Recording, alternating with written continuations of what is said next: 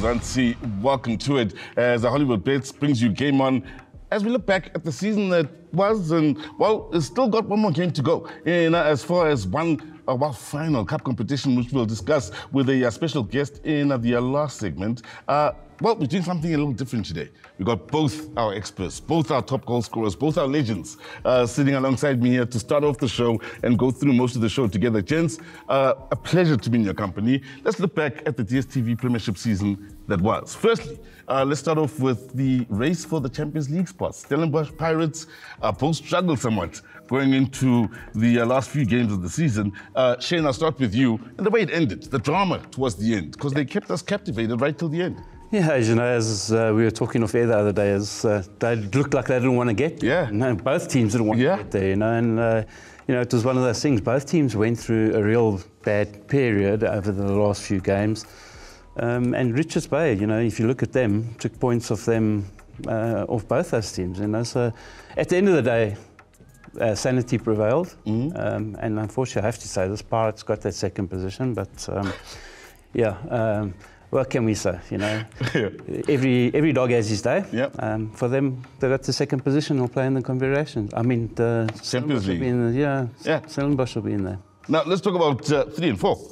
In this case, Stellenbosch still qualify for a CAF competition, which is great for them, great for the club, big step forward. And Sekhukhune United, is that a surprise for you? Those positions number 3 and 4. Did you expect that at the start of the season? Yes, I think if you look at how the whole season went through, and then you look at the biggest upset, where you're talking about the top 8, where the giant is not there. And then now we're discussing a team like Sekhukhune qualifying like for CAF competition. It's a team which nobody would think of that. You know, when you think of CAF competition, obviously you look at the big giants, you know.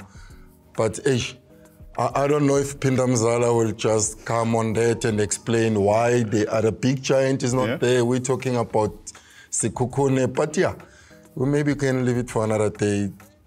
I don't want to mention Chiefs. Gunzim. This is why I want to ask you, both of you, and your opinion on this is important to me. What does it tell you, the fact that we do have Stellenbosch, Sekhukhune, Cape Town City, Galaxy, SuperSport United, Polokwane City, who were promoted and made top 8? What does it tell you about the competition in the DStv Premiership? Shane? For me, it's actually a very good thing, to be very honest with you, because we showing that there is a competitiveness in the league. Gone are the days where there were weaker teams and you knew you would get points off those weaker teams.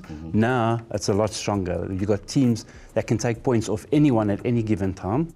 I mean, Chiefs were the whipping boys, and I've got to agree with Jerry. I mean, they were the whipping boys at times. You know, unfortunately, these things happen.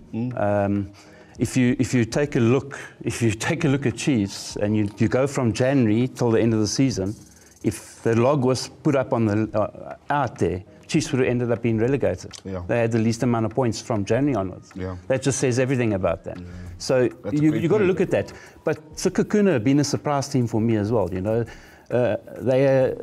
they've punched above their weight and they've got the results. I mean, Polokwane, I mean, do me a favour, just came up in the top 8. Well, what does that say? You know, they're obviously doing something right. They've got to better that now, and they've got to work on that. For Sekhukhune, they're going to be in African competition. Can they keep up there? Are they going to struggle? Same as Stellenbosch. Can they keep it up? Are they going to struggle? Different story. But Sizwe, I just want to differ with Shane, because here we're looking at the holistical part of South African football. Followers, supporters, if you call them fans. If a team like Chiefs is not doing well, and then you look at all the teams that are there. I mean, let's look at the game when it's played, Shane. How many supporters come to the games? You know, because we look at all the giants. The giants are the ones that are keeping the league alive. We need to have them performing better so that we've got a lot of following. You know, with Polokwane City now, we're looking at the top 8. People are only talking about Sundowns and Orlando Pirates. We're missing out at Chiefs, we're missing out at Sundowns, Swallows as well. Because these are the people that these are the teams, in fact, that needs to bring people into the stadium. Imagine a fixture. Polokwane City as a position 8 to play Sundowns. At least that would be a balanced game in terms of the following. Let me ask you a question quickly, both of you now.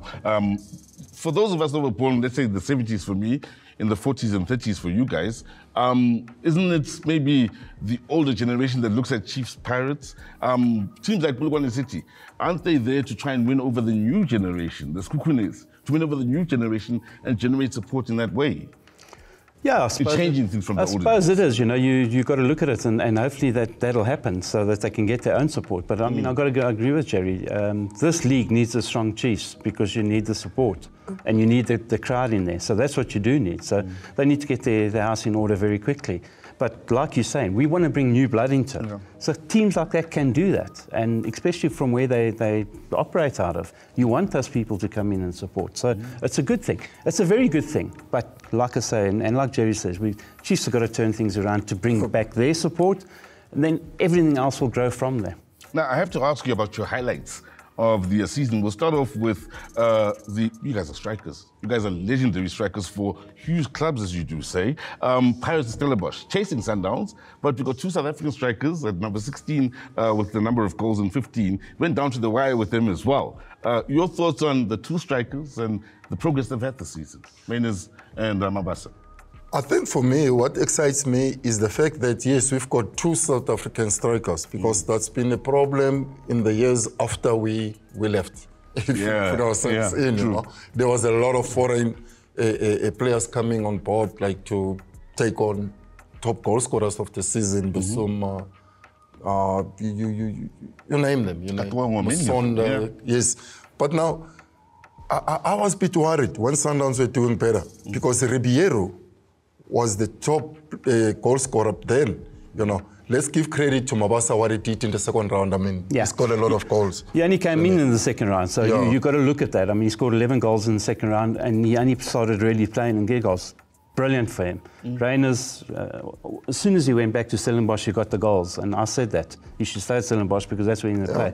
Ribeiro was unlucky, I have to say this. I rate him as a class striker. He had a lot of injuries. He had a lot of time out, so that took away from him.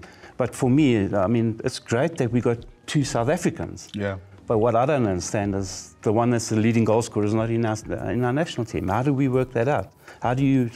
And they're complaining they don't have a goal scorer. Yeah. So how does that work? Well, some will argue he had a great Kosafa, had a great time at Swallows, great time at Pirates, but great second half of the season, most definitely. We've only talked about the top half of the season with these two legendary gentlemen. They come back in the second segment to talk about the second half of the log. Stay with us on Game On.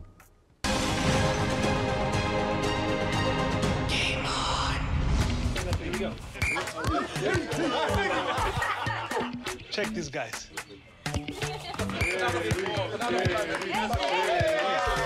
Let's show them how to done. I see it. Let's have a your feet like this.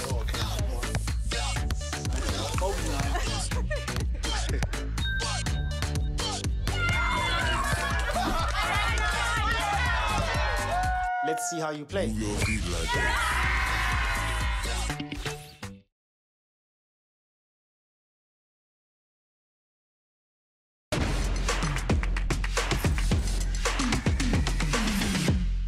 Welcome back to Game On as we discuss the season that was in as far as the DStv Premiership, still with my two legends here as we now look at the bottom half of the DStv Premiership. And the big story, Shane, I'm going to come to you here. This is close to home, close to your heart, is Kaizer Chiefs in easily one of the worst finishes, if not the worst of all time, finishing 10th.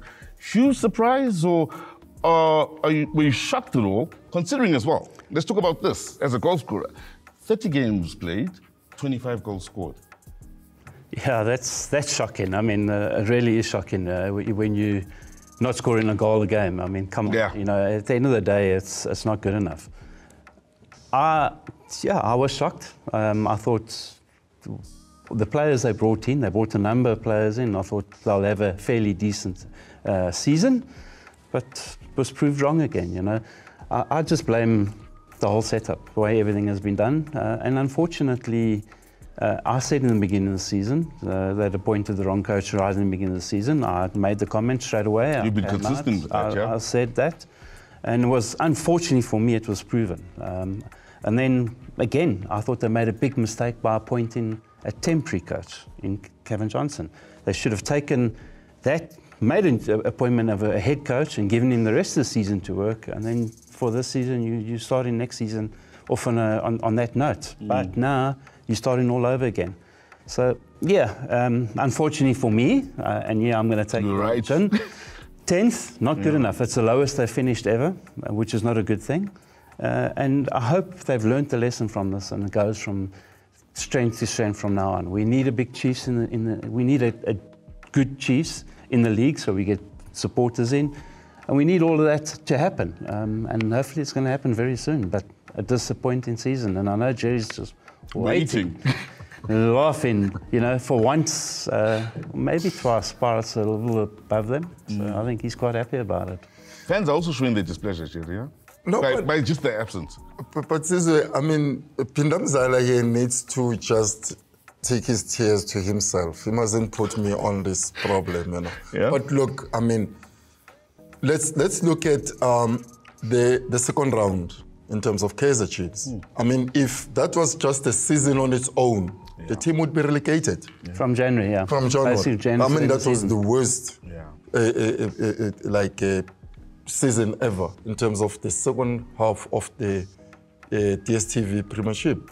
And now the players of today, yes, in terms of the way they get looked after, it's better than what we used to get.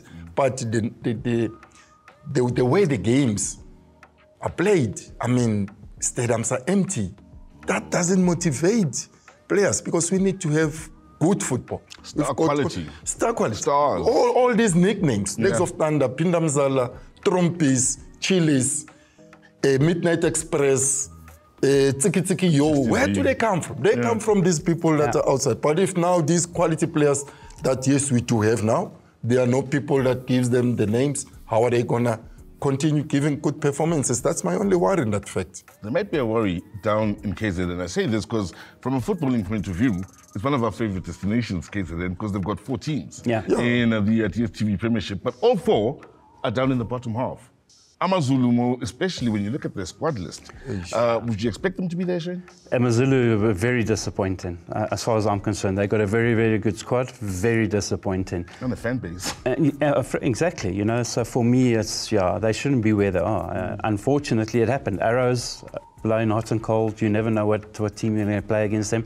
The one thing about Richards Bay, and they're going to go into the playoffs, they're going in there full of confidence, because if you look at what they've done, they've beaten Pirates, they've beaten Stellenbosch, so full of confidence, which is a good thing for them. But the rest of them, you know, it's a bad season for AmaZulu. So once again, you've got to look at that and say, we need a big AmaZulu as well. Remember years ago, I mean, I remember going to AmaZulu with fans like you can't believe. Huge fixture that back in the day. Scared. I mean, I'm talking about the days I was at Rangers, not even at Chiefs. You were scared to go there because of the fans. But now where are all the fans gone? Because they're not playing quality football. And that comes back, you used to play at Glebe Stadium. Remember the old airport? I mean, just across I think the N2. Yes. You know, you just go to Glebe Stadium. Yes, scary. It was scary to get there, because you know what to expect. You know, this is something that we're missing, and I'm more like AmaZulu, but hey, Usud. I said, Usud. We don't want that. We want that big voice, you know, that confidence. We're missing that. You know, that's our football before. Exactly. There's a Bloemfontein Celtic. Yes. Bloemfontein Celtics. Yes. Miss that. But now, you guys have mentioned 3 clubs, or 2 clubs rather. 3 actually you mentioned. Swallows, AmaZulu, Chiefs. I have to talk about Swallows. There's a point this season when it looked as though they might not make it through at the end of the campaign to partake in the DStv Premiership last season. But here they are, battling with Wayham and Richards Bay right till the end of the season. What did you think of Swallows and their campaign? Shocking. Financial problems, yes. Yeah, they had their problems. They got out of it very well at the end. I mean, they got rid of a lot of players in December. Survived. That was the main thing. Let's hope they can build from there. But Swallows, it's the same thing every year. We're going to do this, and nothing happens. They need to learn from this and take it forward, as do Chiefs. There you have it. There'll be a lot of clubs that'll be looking to improve. Come next season, there'll be other clubs that'll look to build on the work they've done this season. And for those that met their ambitions, we say congratulations. And also, thank you very much to both our legends sitting alongside me. And we come back with something a little bit special as we discuss the Nedbank Cup, including Jerry's team of the season, club of the season, in the next segment.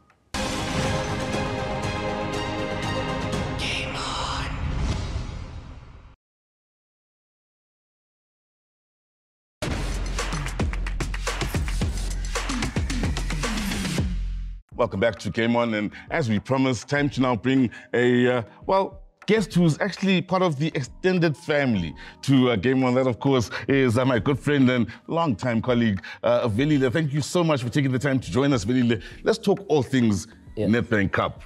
Highly anticipated games, arguably two of the best teams in the year 2024 alone. But firstly, the venue. Mabela Stadium, Nelspruit, your expectations there? You know, Sizwe, thanks for the opportunity to be here. Game On.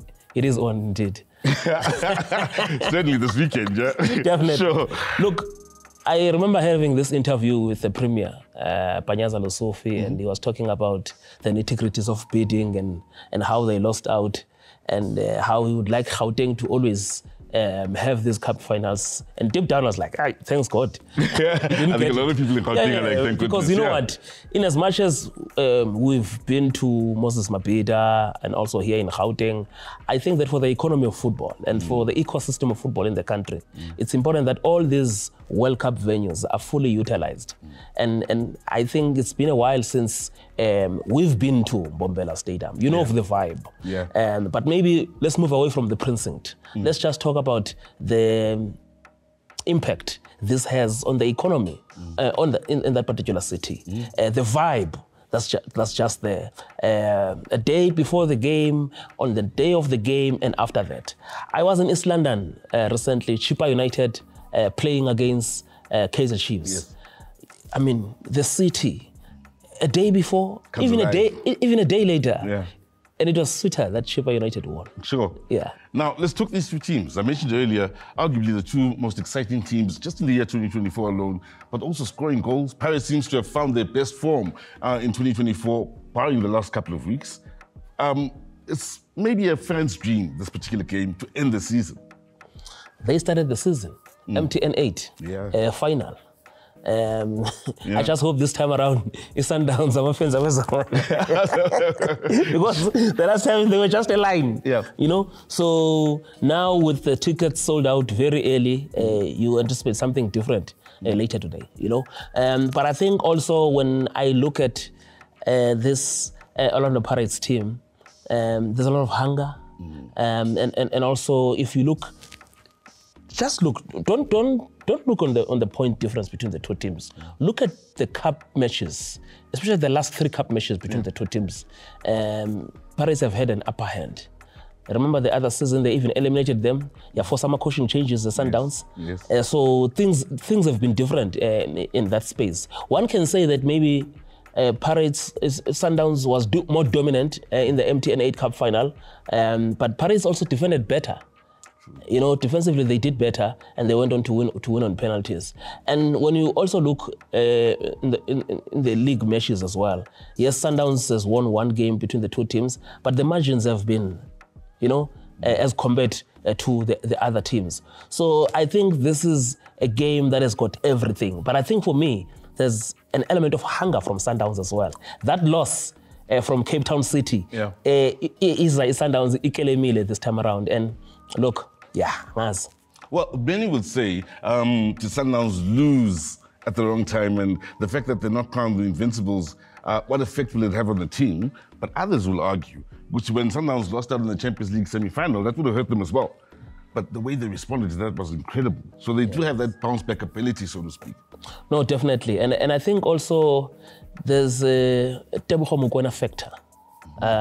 Him not being available for those last matches of the season, especially in the Champions League. I mean, I was looking at Esperance, with all due respect. A Sundowns Al Ali final would have slept better, you know. So you know, but having Mkwana back this time around, and I think there is that thing. They might not have won or went far in the Champions League, but they still have an opportunity for a travel. Remember, they've got the AFL, they've got the league title. So earlier this week we went to the media open days, and one of the things Newa Mawema was talking about, the importance of finishing the season with a big bang and a treble, that rhymes. Now, that is the big question, and thank you so much to Uvenile Mnyandu for breaking down the Nedbank Cup Final as we preview it and look forward to quite a game to end off the season. What a season it has been. And we're looking for the big bang at the end of the season. It's the big click bang at the end of the season.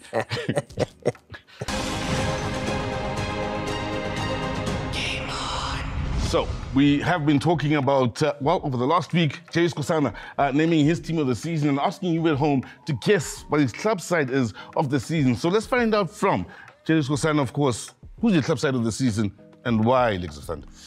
Yeah, I think I'm a team number now. It's only 3 teams, to be honest, because in my head, I hate the Sundowns, Gavin, Orlando Pirates, Stellenbosch. But the team I choose, I think in these 3, number is Stellenbosch. Isizathu, I think it's the way uma ubuki Sundowns quality nayo. It's one thing that you expect ukuthi izokwenteka, and then Orlando Pirates nayo inabadlali abaningi abagadla kahle, but obviously Stellenbosch ayinama star players. Yes. But look at the impact abayenzile. So for me, my team of the season, Stellenbosch. There you have it. HollywoodBets ambassador James Kosana saying his team, club side of the season is Stellenbosch. Keep in mind, he'll be back next week, naming his starting 11 of the season, another competition for you to win through HollywoodBets. And in talking about HollywoodBets giving back, let's find out how they gave back to TFC out in KZN. Hutchison Park in Amanzim Toti, south of Durban, is home to Toti United Football Club. This community-run club has more than 150 children in their charge. Hollywood Foundation recently sponsored 10 full kits and a range of training equipment to this well-run and deserving club. We are so happy here to receive this sponsorship from Hollywood Foundation. It's going to go a long way in helping our kids, in equipping themselves during the training and also during the matches. We have over 150 kids registered this year, so it's quite a lot of task for us, so we are very grateful with this support we're receiving. We are quite elated to be here. The kids were excited. I think we are going to make a significant impact towards contributing to grassroots football, which is the main objective of Hollywood Foundation. So I'm very, very excited. We came here, donated 10 soccer kits, 50 soccer balls and 200 mini soccer balls. So this is going to make a huge impact to these kids. As an added treat, Hollywood Foundation arranged for former Kaizer Chiefs and Bafana Bafana superstar striker Sthembiso Ngcobo to address the kids on the day. Ngicabanga ukuthi uxhaso olunjengana lolu lubaluleke kakhulu einganeni thina sadlala besingayitholi yonke lento, and abanye abantwana njengamanje bayakwazi ukudlala nge-training kit. Manje ayisekho lento ukuthi kudlalwe ngebhola elilodwa, izingane ziyakwazi ukwenza ama-sessions amaningi ahlukahlukene, and ngibonile ama-training equipment like ama-corner flags and amabhola. It was an exciting and fun day for the children in the club, who were all grateful and eager to try out their swanky new gear. I am excited for the sponsorship from Hollywood Foundation because they gave us fresh kits and they gave us a new adventure to discover, and every other player is also excited. It isn't just the club and the children who benefit from the sponsorship from Hollywood Foundation. Parents had their own reasons to be excited about the generous offering. We are very excited as a Toti United parent. This is such a huge benefit to our kids. They get to communicate with other kids. It's where they enjoy their childhood. And thanks a lot to Hollywood Foundation for the kids and the balls. So now we don't have to wash the kids now and then. They have plenty of kids.